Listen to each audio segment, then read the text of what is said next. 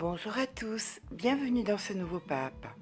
Aujourd'hui, nous allons, à base d'une simple boîte de tuiles d'apéritif, faire un petit rangement fort pratique et qui ne prend pas de place.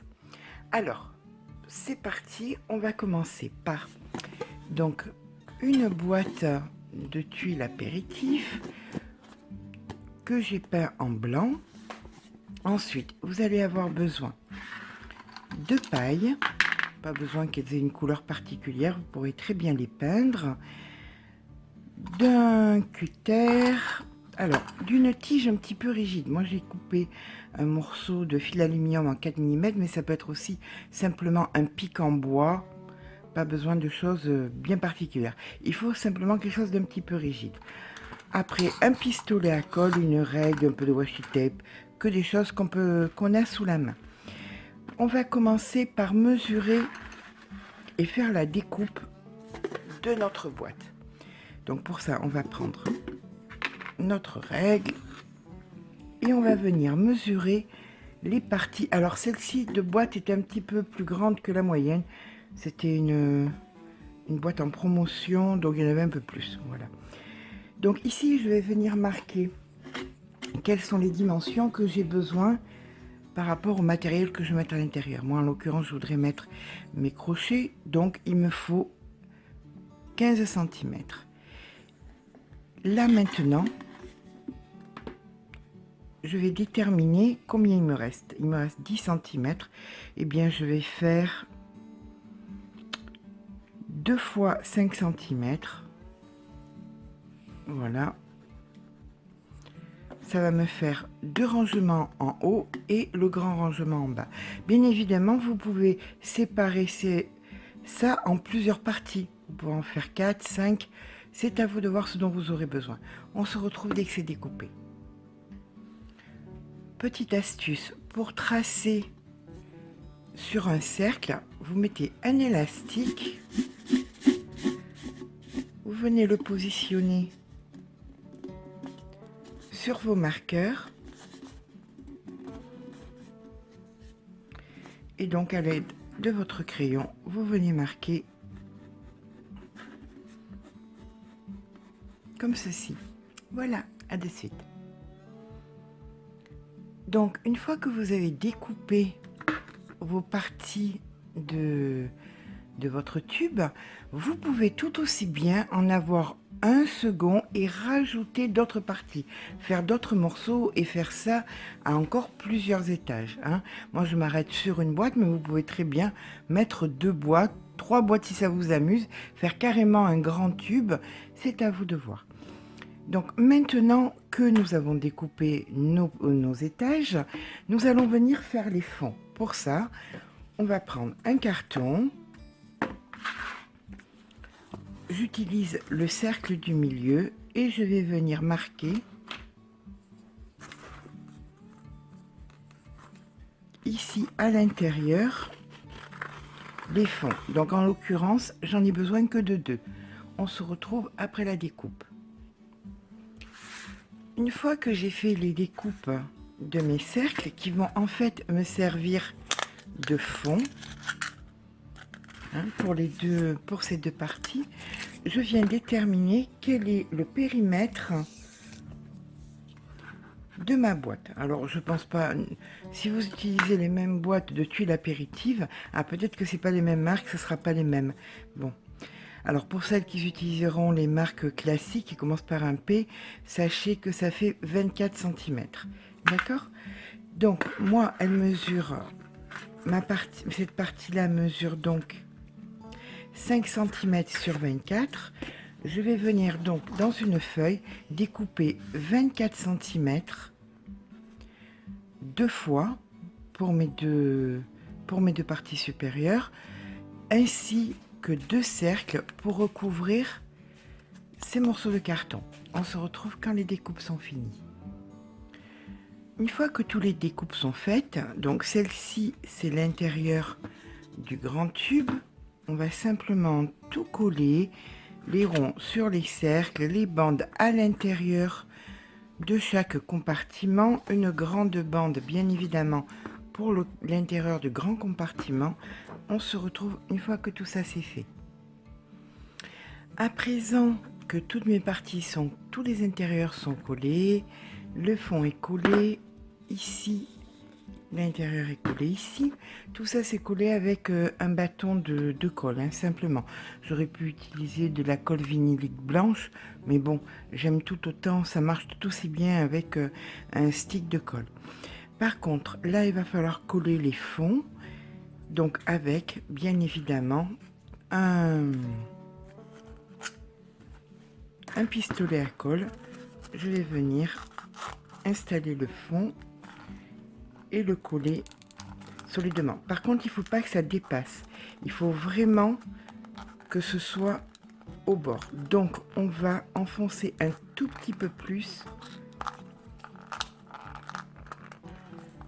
Vous voyez, j'enfonce un tout petit peu mon fond de façon à venir mettre ma colle ici. Et comme ça, pour mes deux étages, à de suite.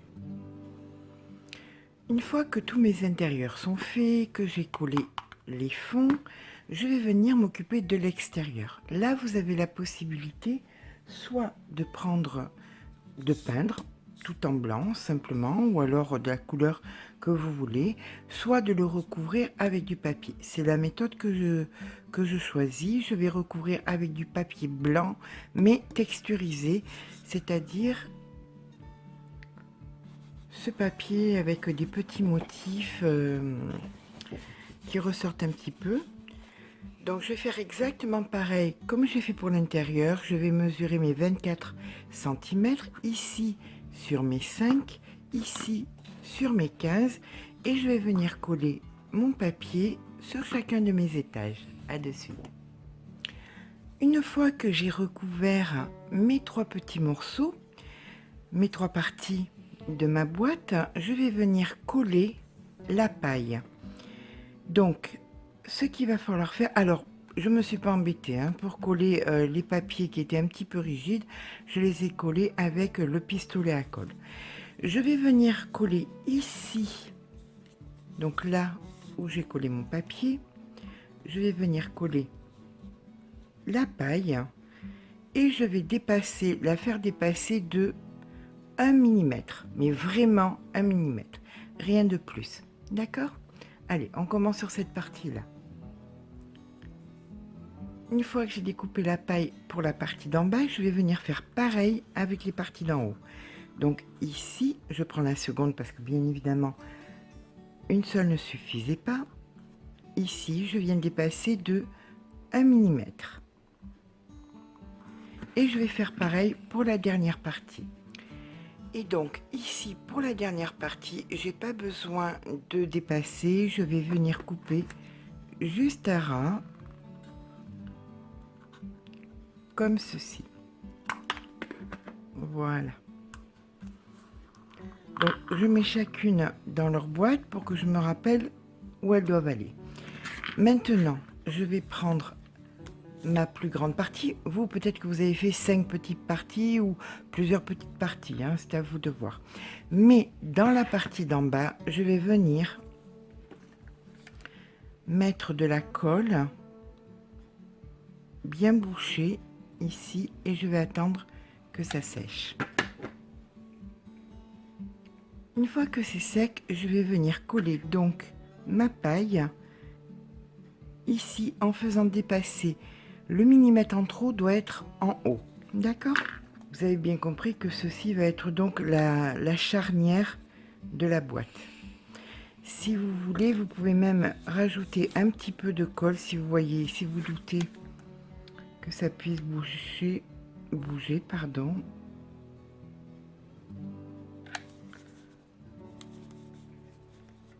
On va passer donc à la deuxième partie. On va faire pareil, on va venir coller ici en mettant le millimètre en plus en haut. Voilà, le millimètre en haut est fait. Et maintenant, on va venir passer à la dernière partie. Voilà, bien évidemment, ça fait des fils. Donc on enlève tous les petits fils. Avant l'assemblage de toutes les parties, vous pouvez venir, pour que les finitions soient parfaites, soit simplement vous allez venir bien recouper, mais ça risque de ne pas suffire. Donc vous pouvez aussi mettre du washi tape autour. Vous allez le positionner bien au bord en partant de la paille. Vous laissez dépasser quelques millimètres. Vous faites donc le contour.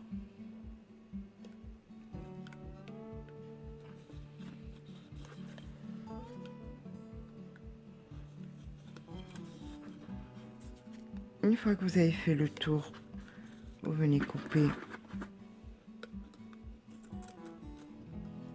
au niveau de la paille. Et là, vous allez faire des petites encoches. Bon, d'abord, vous collez bien fermement. Et là, vous allez venir faire des petites encoches pour le faire passer par-dessus.